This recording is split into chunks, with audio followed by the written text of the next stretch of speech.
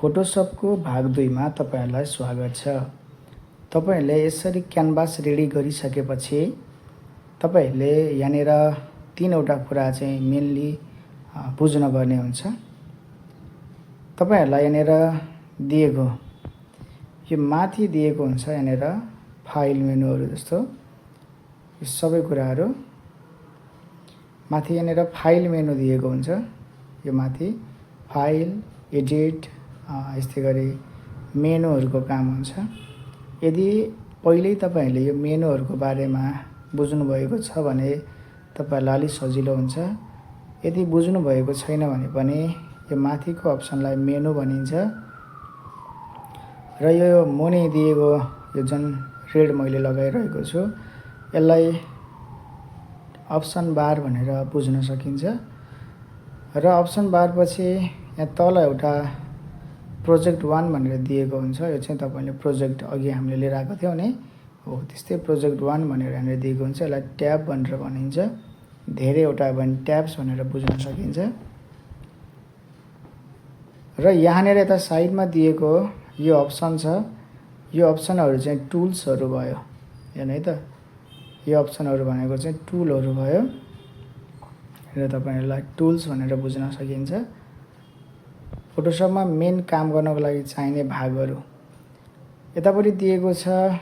छोटो एउटा प्यानल दिएको छ जसलाई भनिन्छ यो लेआउटलाई चाहिँ लेयर भनेर भन्छ।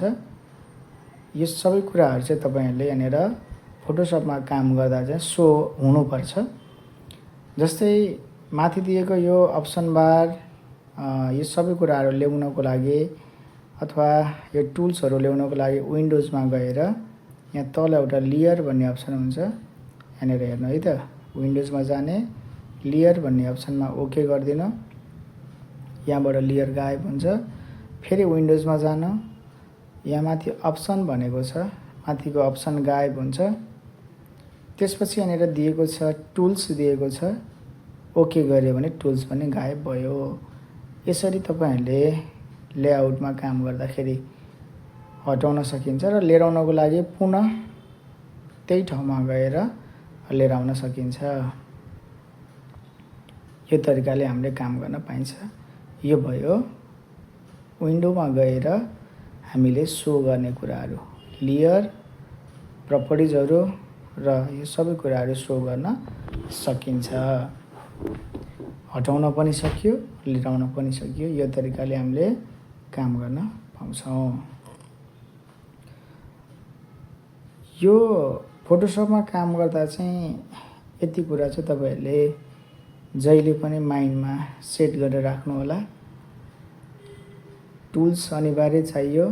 माथिको यो प्रपर्टिज बार जसलाई अप्सन बार भन्छ यो अनिवार्य चाहियो र यतापट्टि दिएको लेयर अनिवार्य र यो बीचको व्हाइट एरिया छ यसलाई चाहिँ क्यानभास भन्छ। यो दुईटाको ग्यापिङ अलि कम छ हेर्नु त यो दुईटाको यहाँ मैले देखाइराछु छु। यसलाई कन्ट्रोल प्लस 0 गर्नुभयो भने यसको फिट स्क्रिन भन्ने हुन्छ। मैले यहाँ तपाईहरुलाई गरेर देखाउँछु एकचोटी। तल माथि हल्का ग्याप रहेको छ। कन्ट्रोल प्लस 0 गर्नुभयो भने हेरौँ त फिट स्क्रिन भयो। यसरी स्क्रिनमा चाहिँ हामीले कुनै क्यानभासहरु मजाले फिट गरेर राख्न सक्छौं। र यसरी फिट गर्नु प्राय काम गर्दा चाहिँ तपाईहरुले कन्ट्रोल प्लस 0 गर्नु होला। अब यसलाई जुम आउट गरेको छौं हामीले यहाँ एकदमै सजिलो कन्ट्रोल सँग माइनस तपाईले देखिसक्नु होला। अब जुम इन गर्नको लागि कन्ट्रोल सँग प्लस गर्नु होला।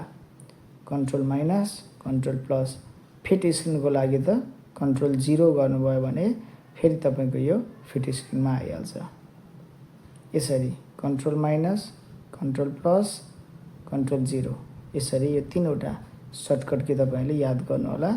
यदि यो भिडियो हेर्दै हुनुहुन्छ र कपीहरु छ भने एउटा नोटमा पनि टिप्नु होला। यस्तै गरी हामी अर्को भिडियो पनि लिएर आउने छौं।